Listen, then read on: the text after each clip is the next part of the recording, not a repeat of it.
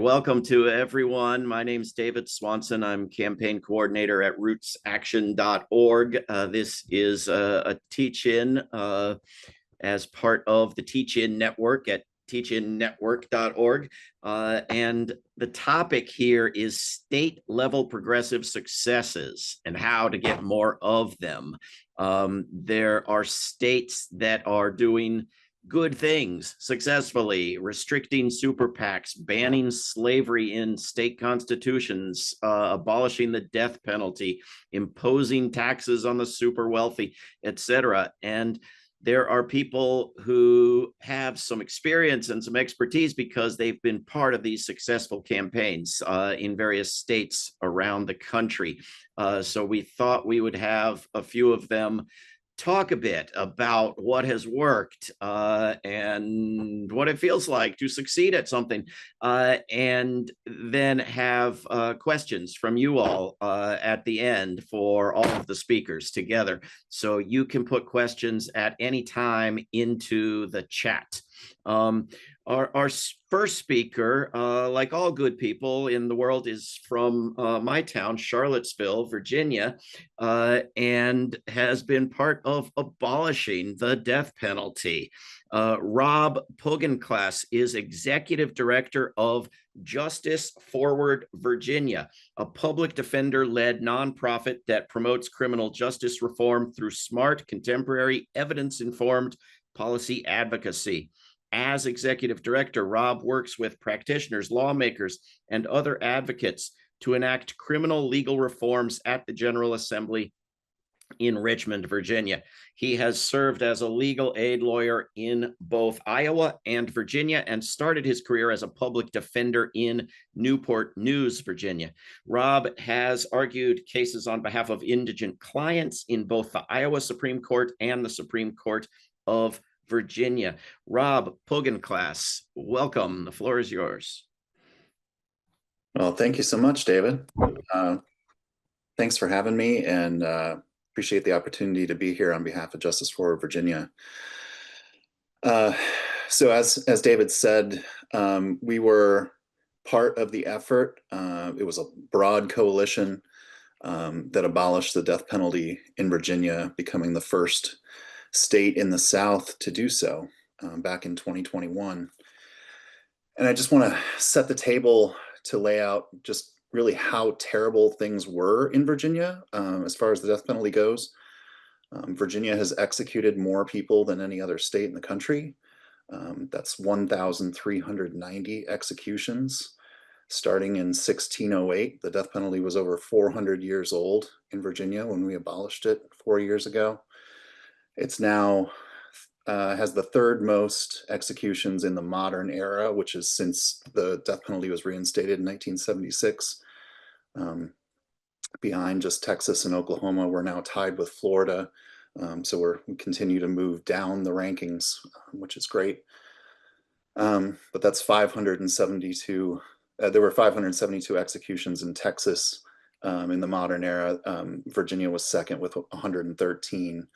And that number doesn't include the real total, which, if you include lynchings, the line for centuries was pretty thin between official executions and unofficial. But I'm just given the official numbers. Virginia was the quickest state to execute people once they received a death sentence. It generally took less than 8 years. The state of Virginia, Commonwealth of Virginia, defended more death sentences than any other state. Fewer cases were overturned on appeal in Virginia when someone was sentenced to death. And there were a good number of capital cases filed each year, between 15 and 30 every year in Virginia. So the death penalty was very much a powerhouse in the Commonwealth of Virginia. And what really changed, of course, there were problems. There was a famous exoneration of Earl Washington, who was a intellectually disabled man who falsely confessed under pressure to raping and murdering a 19-year-old white woman. Earl Washington was Black. That was in 1984. He came within days of being executed. and a stay was entered, and eventually he was exonerated by DNA evidence in 2000. The racial problems were well documented. 202 of the 236 people executed between 1908 and 1972 were Black in Virginia. And whether you were subject to the death penalty was more a function of who happened to be the prosecutor in the jurisdiction where you were charged, rather than the circumstances of the crime. That we know that's true about the death penalty across the country, but it was just as true in Virginia. And then Virginia had the distinction of paying their court-appointed counsel the lowest rate in the country, and that was true for decades.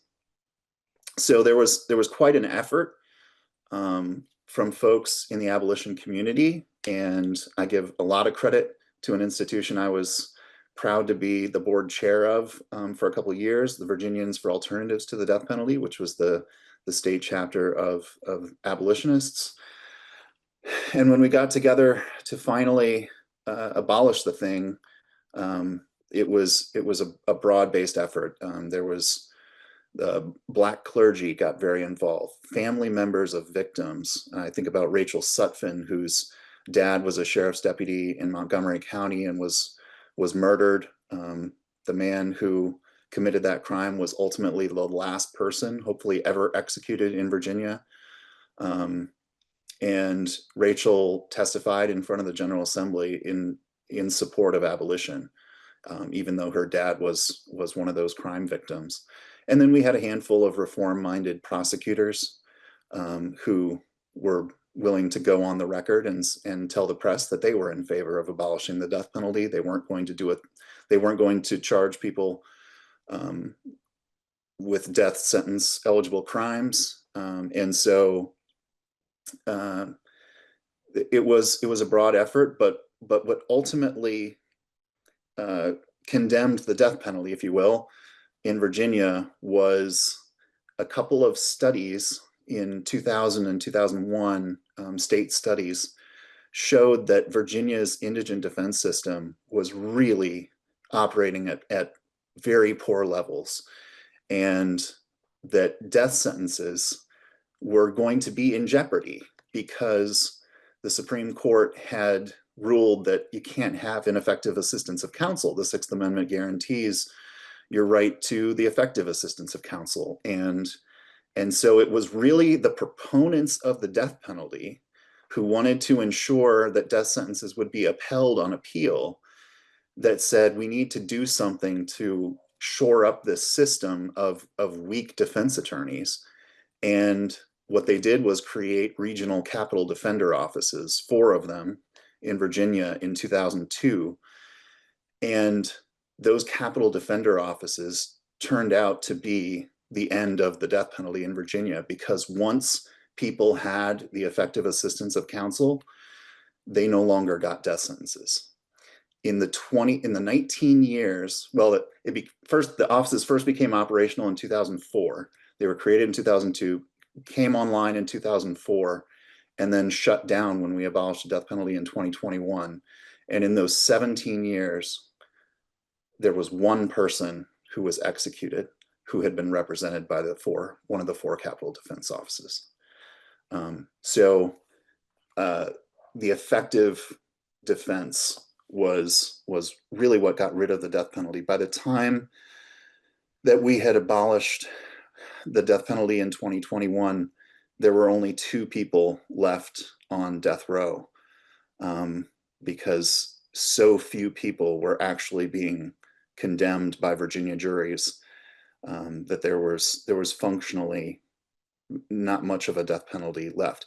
That people were still getting charged with capital murder, people were still being convicted of capital murder, but there were very few death sentences. Only one, no death sentences since 2011, and only 2 people were still on the row in 2021 when we finally ended the death penalty. And credit to the politicians who, for years wanted to abolish the death penalty and didn't have the political will behind them to do it. We did have a moment in 2020 and 2021 when criminal legal reform was was finally available in Virginia, and there were some ready politicians who, Scott Survell, who's a criminal defense lawyer, longtime member of the Virginia Association of Criminal Defense Lawyers.